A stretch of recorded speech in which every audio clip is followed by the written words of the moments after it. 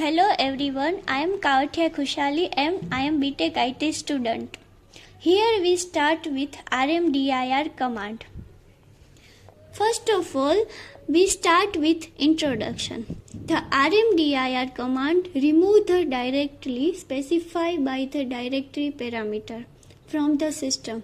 The directory must be empty before you can remove it, and you must have written permission in its parent directory.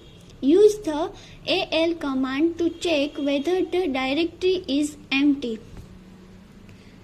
Then we see the basic syntax of RMDIR command.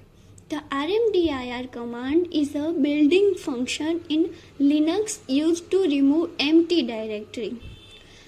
A basic use would look like this: RMDIR, arguments and directory name. Then we see the force removal. In some cases, you may need to forcefully remove a directory and its content.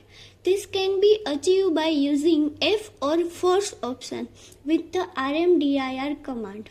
When using this option, as it will delete the directory and its content. RMDIR command is similar to RM command, but RMDIR only remove empty directory. So first, we will use the help flag to list down all the available options for the RMDIR command. Then we see the conclusion of the RMDIR command.